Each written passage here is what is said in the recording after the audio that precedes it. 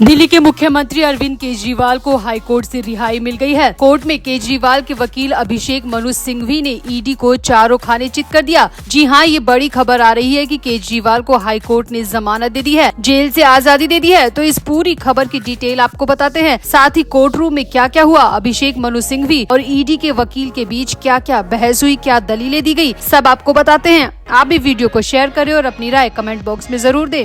तो दिल्ली शराब नीति केस में मुख्यमंत्री अरविंद केजरीवाल ने अपनी गिरफ्तारी और रिमांड पर भेजे जाने के फैसले को हाई कोर्ट में चुनौती दी है। जस्टिस स्वर्ण कांता शर्मा की कोर्ट में केजरीवाल के वकील अभिषेक मनु सिंघवी और ईडी की ओर से एएसजी SV राजू ने अपनी 1.5 घंटे तक दलीलें रखी, जिसके बाद कोर्ट अपने फाइनल नतीजे पर भी पहुंच गई। लेकिन इससे पहले कोर्ट रूम में बहुत ज्यादा ड्रामा हुआ। दरअसल केजरीवाल के केस में कोर्ट की सुनवाई आज यानी 27 मार्च को सुबह 10:30 बजे शुरू हुई। कोर्ट में एक तरफ केजरीवाल के वकील अभिषेक मनु सिंघवी, जो कि कांग्रेस के वर्तमान प्रवक्ता भी हैं और कांग्रेस की तरफ से राज्यसभा के सांसद भी है, और दूसरी तरफ थे ईडी के तेज तर्रार एएसजी SV राजू। अब दोनों के बीच केजरीवाल केस में जमकर बहस हुई। सबसे पहले कोर्ट में एएसजी राजू ने कहा कि हम डिटेल में जवाब फाइल करना चाहते हैं। मुख्य केस में हमें 3 हफ्ते दिए गए थे, इस मामले में भी हमें अपना जवाब दाखिल करने के लिए पर्याप्त समय दिया जाना चाहिए। यहाँ पर ईडी के एएसजी ने करीब 3 हफ्ते की डिमांड रखी। अब 3 हफ्ते का समय मांगने पर केजरीवाल के वकील अभिषेक मनु सिंघवी बुरी तरह भड़क गए और कोर्ट के सामने साफ शब्दों में कहा कि ईडी के ये तरीके बहुत पुराने हैं, देर करने के हथकंडे बहुत पुराने हैं और सबको पता है कि ईडी सिर्फ केस में देरी करने के लिए 3 हफ्ते का समय मांग रही है, जबकि वो रिमांड तो पहले ही ले चुकी है। इतना ही नहीं, अभिषेक मनु सिंघवी ने कहा कि सबको पता है कि केजरीवाल राजनेता है और चुनाव आ चुके हैं, इसीलिए ईडी जानबूझकर केजरीवाल के राजनीतिक करियर को अस्थिर करना चाहती है। सिंघवी ने कोर्ट से कहा कि हम हाईकोर्ट से अपील करते हैं कि केजरीवाल के केस पर अभी फैसला किया जाए, इस याचिका पर अभी फैसला लिया जाए। आप इसे स्वीकार करें या मना कर दे, लेकिन 3 हफ्ते का समय देने के लिए हम बिल्कुल भी तैयार नहीं है, क्योंकि 3 हफ्ते का समय का मतलब साफ है कि चुनाव से ठीक पहले केजरीवाल को जेल में रखना, ताकि केजरीवाल अपने कैंडिडेट्स के लिए प्रचार तक न कर पाए। यहाँ आपको बता दें कि ये सुनवाई सुबह 10:30 बजे शुरू हुई, जो कि करीब 20 मिनट चली। इसके बाद कोर्ट ने कहा कि हम सप्लीमेंट्री लिस्ट पर सुनवाई पूरी करने के बाद फिर से सुनवाई करेंगे, और इसके बाद दोपहर में फिर से सुनवाई हुई और कोर्ट ने करीब 1 घंटे 10 मिनट तक दोनों पक्षों की दलीलें सुनी और इसके बाद फैसला अपने पास सुरक्षित रख लिया। हालांकि कोर्ट में कल यानी कि 28 मार्च को केजरीवाल की रिमांड खत्म होने पर फिर से सुनवाई होनी है, लेकिन कानूनी जानकारों की माने तो कोर्ट केजरीवाल को रिहाई दे सकती है, क्योंकि सिंघवी ने बड़ी मजबूती के साथ अपना पक्ष रखा है, जिससे साफ हो गया कि केजरीवाल को सोची समझी प्लानिंग के तहत गिरफ्तार किया गया है, वो भी चुनाव से ठीक पहले, जो कि पूरी तरह राजनीतिक साजिश है और केजरीवाल के मौलिक अधिकारों का हनन है। सिंघवी ने कोर्ट में ये भी कहा कि गिरफ्तारी की जरूरत नहीं थी, क्योंकि हाल के वक्त में जब से ईडी एक्टिव हुई है तब से जांच में सहयोग न करने के आधार का इस्तेमाल करके